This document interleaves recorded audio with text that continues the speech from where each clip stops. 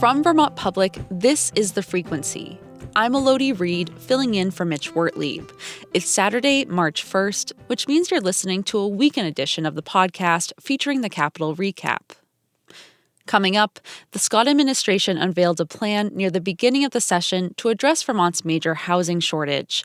But getting it through the legislature is another matter. We'll explain why after this.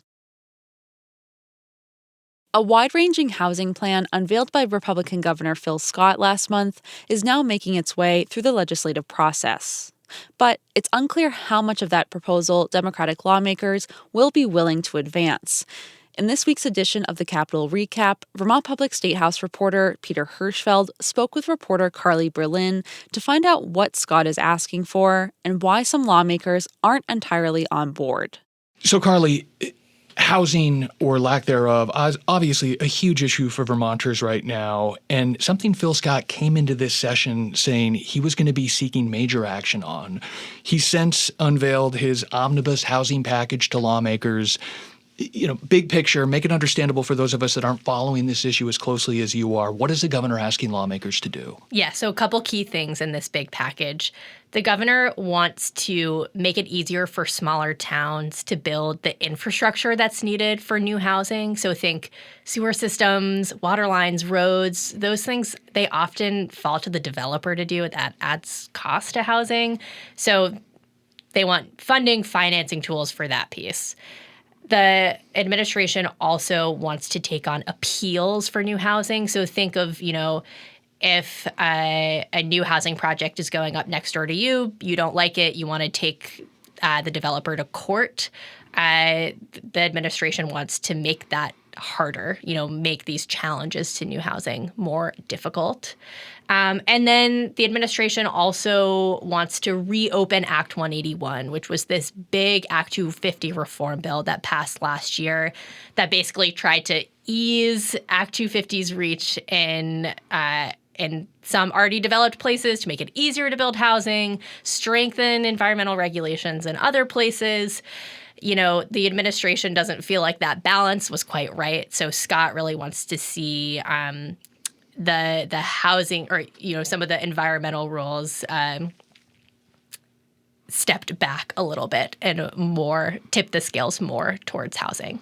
So funding for the infrastructure we need for housing, address the NIMBY issue, and Act 250 reform, more Act 250 reform. How is this landing with Democratic lawmakers so far?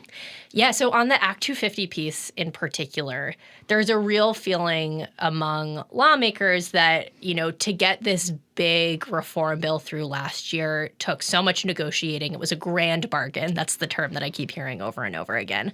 So there's a real hesitancy around reopening that can of worms this year. So I'm not, we'll have to see if lawmakers end up having the appetite for that. On the appeals piece, I think there's interest among legislators in kind of tackling these drawn-out court challenges that happen.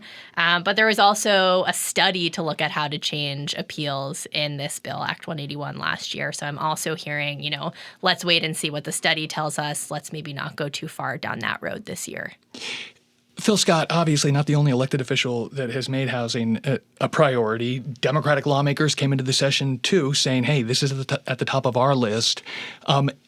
Any big proposals that we've seen so far from the House or Senate related to this? Not really. I mean, both the House and Senate committees responsible for housing have been looking at the governor's package and, coming up with committee bills sort of in reaction to it. But we haven't really seen them come out and say, here's our list of priorities this year.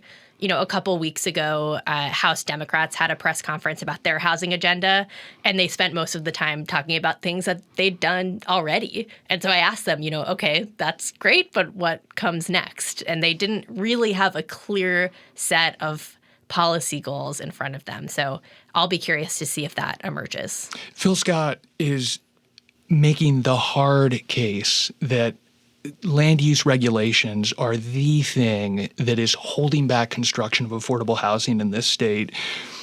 Is that theory borne out by data and analysis? Can we have any certainty or confidence that if we do the things Phil Scott is telling us to do, we're going to see more housing as a result? Yeah, I mean, we don't have a ton of great data and analysis on this in Vermont. I will say that, this bill, Act 181 from last year, had some temporary exemptions for new housing. And I had a story out before the turn of the year that showed, actually a lot of developers have perked up their ears, and they're starting to work on new projects that are really based around those carve-outs because they don't have to go through Act 250. And so we're starting to see some results from that approach, whether focusing really exclusively on land use rules is going to get us all of the housing we need. It's such a scale issue, right? I mean, many thousands of units more. This is a really difficult environment to build in right now. Construction costs are high, interest rates are high, labor costs are high. It's hard to find builders. And so, in that challenging landscape, like focusing on land use rules is kind of one of the things, at least, that policymakers here, can do. It's in their control to do.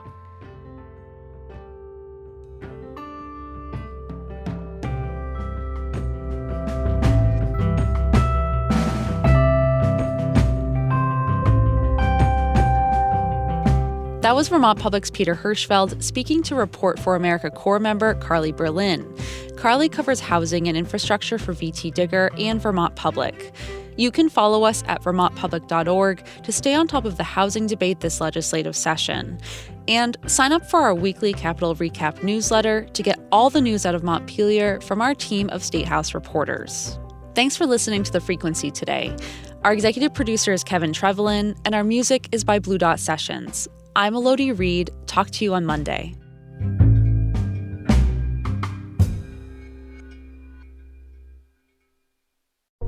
Each morning, it's a new opportunity, a chance to start fresh. Up First from NPR makes each morning an opportunity to learn and to understand.